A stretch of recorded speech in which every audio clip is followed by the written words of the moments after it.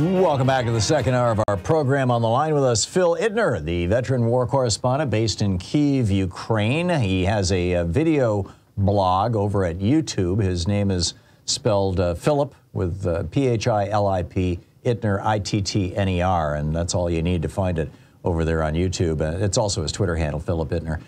Phil, welcome back to the program. How are you doing, and how is Ukraine today? Well, good to be back, Tom. Thank you for having me. Good in broad strokes. Spring has sprung. The fighting is still continuing out in the east, but the stronghold, the enclave at Bakhmut, still stands in Ukrainian hands, so much so that even President Zelensky felt safe enough to go and visit the troops himself. A lot of video of that, oddly enough, even video taken from inside a gas station, that while I was on my recent trip to Bakhmut, which I documented in my vlog, I was in that very same gas station, which is kind of weird to see Zelensky showing up and having a coffee at some place I'd only been in, some 7-10 days ago. So that's great. Yeah. So I understand that Russia is, in fact, the headline here was "Welcome to 1946." Russia is sending World War II. Is this a sign of desperation? Are they running out of equipment? My sense of Putin's supplication to President Xi of China over the last couple of days was that he was reaching a point of desperation, and it looks like Xi threw him some moral support but not a lifeline. Is that your analysis as well? Yeah, that's my take on it as well, Tom. Despite all the kind of glad-handing between Xi and Putin, nothing really concrete that we can point to, at least nothing that was publicly stated, will aid in Russia's war endeavors here in Ukraine. So I don't know how much really came out of that summit. As far as those, basically ancient tanks that are being taken, I don't know if those are going to have any effect whatsoever on the battlefield. I suspect they won't. But to be fair, there are some old weapons that are being pulled out of mothball on the Ukrainian side. Now, they're not weapons that are meant to be put at the front lines. They're things like there's an old M60 Patton tanks that the U.S. is giving to the Ukrainians, which are Vietnam era, post World War II era, but they're meant to bridge rivers. They're not meant to fight. So ordnance is being pulled out on the Ukrainian side, the kind of the western side of this conflict, but they're not really meant to change the war dynamic. Whereas it does seem as though the Russians are pulling out some of these older tanks that they have, T-55s and things like that, to actually put them in combat. And I think the difference is significant. Yeah, which, is interesting moving forward. Sweden, the Swedish Parliament just voted to endorse joining NATO. Now, Finland is doing this, but we've got Turkey trying to block Sweden's entry because somebody burned a Koran, and Erdogan is running for re-election. What do you know about all this?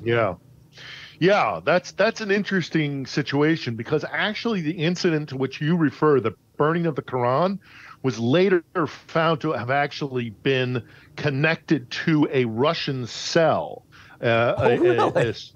That's right. That the far-right nationalists who burnt the Quran were getting money from Moscow. They were getting money from the GRU, and that was busted open by intelligence units there. So, is this widely known in Turkey? I don't think so. I don't think so, because again, you have to understand that the Russian intelligence punches well above its weight. They're really good at this kind of stuff, the gaslighting, at supporting ultranationalists, not because they genuinely support ultranationalism, of course, but because they know that that will sow divisions within the West. We've seen it all over the place. There's a cell in Poland that was just revealed. There's a cell in Moldova that was just revealed, all throughout the Baltic states. The Russians can't fight NATO or Western powers on the battlefield, and they know it. But what they can do is they can sow division, they can push the the pressure points, in fracture points between a multicultural liberal democracy in the West, and they know very well how to do it. And so, that incident, the burning of the Quran, it is not directly, because the Russians are smarter than that, but there are trace connections that exist there, and they know very well what they're doing. Now, as far as the Turks themselves are concerned, they have their own interests within NATO that they're pursuing, and as you say, Erdogan is up for re-election. So there's a lot going on there. Turkey is a very, very complex situation in Europe. Right, and the earthquake there just really threw it into chaos. Indeed. I mean, he's taking flack from all sides. And his handling of that, that's right. Yeah. His mismanagement. Not just for his handling of it, but for all the corruption that led to buildings being built without building codes. Without regulation. And as a San Franciscan, I know what it's like to live in an earthquake zone. There you go. And I mean, I'm being only slightly flippant because it was such an awful earthquake. But I mean, really, you have to we build our buildings in San Francisco. Of course, we have the luxury of having the financial ability to do this. But you take that very seriously, and if you're Turkish and you're in power in Turkey, and you live on fault lines, you're unless you really do regulations to prevent the damage that we saw, as tragic as it was, it's malfeasance. Yeah. So that's a serious issue. We're talking with veteran war correspondent Phil Ittner, based out of Kyiv, Ukraine. He's coming to us live from Kyiv. You can find his video blog over on YouTube. Phil, what's your sense of how the war is going right now? I know day before yesterday, I believe it was, Russia launched another major cruise missile and other missile attack against a civilian area, murdered a bunch of civilians, killed some children, I believe. I'm assuming this is going on every day. How are things? Pretty much. Yeah. So some days worse than others, Tom. Mm-hmm. But yes, you're right. I mean, the video that I have seen of the attack that I think you're alluding to, which was in Zaporizhia, yes, is devastating. It's awful. I mean, it was a civilian apartment block building that was just absolutely decimated. I mean, I would, without looking directly at the video right at this moment, I would guess it was a six floors in this apartment building, and no reason to attack that. And it just collapsed a middle section of this building, and it's amazing that only a few were killed. It's awful. And yes, some days are better than others, but the missile campaign from Russia continues. They are petering out in some areas. They've lost battles in some areas. And having just been out to the Donbass, I can attest to the fact that Ukrainian morale remains very high. You can see it in the video of Zelensky's visit to the Bakhmut region. Morale is still very high, and they are preparing for a counteroffensive. What exactly that's going to look like, I don't know.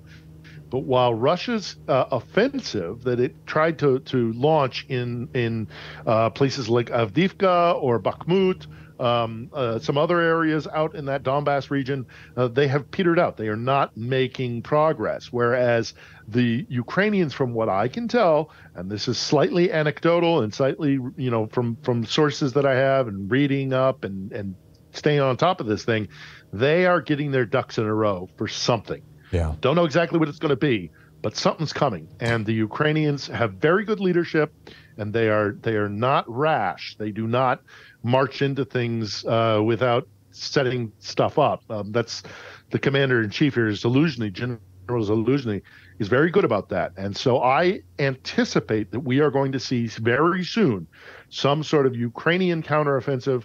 And how effective it'll be, I don't know. But they're not going in unprepared. Yeah, it's an amazing thing. And just to wrap all this up here, Phil, when I was reading the coverage and watching the coverage of President Xi's visit to Russia, what struck me, and I don't know, maybe this is just me, but my sense of it was that he was not there to stroke Putin.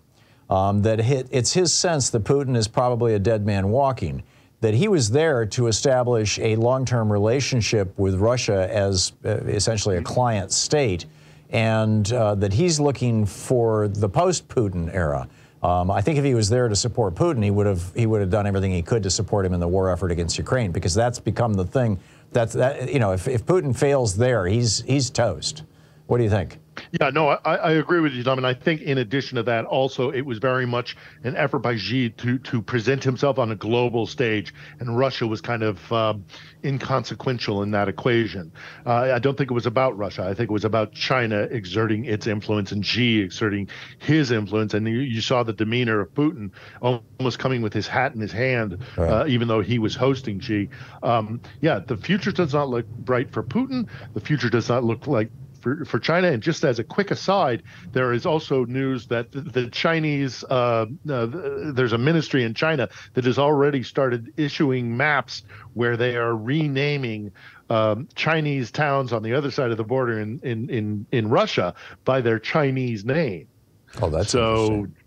So you're looking at the possibility of a Chinese-Russian border conflict, or is China going to buy land? I don't know, but there's a long-standing history of animosity between China and Russia. Oh yeah, and there's a long-standing a lot of bitterness there, and there's border disputes, and so to even see them putting out maps where they're renaming Russian towns with Chinese names, not all is well in that relationship. Yeah, absolutely. Phil Ittner, you can watch his video blog over on YouTube, PhilIttner. Phil, thanks so much for dropping by. It's always great talking with you. Thank you, Tom. Likewise. Thank you. I appreciate the updates. I want to keep on top of this story. It's 17 minutes past the hour. We'll be back with more of the news of the day. Banning books but not guns. Stay with us.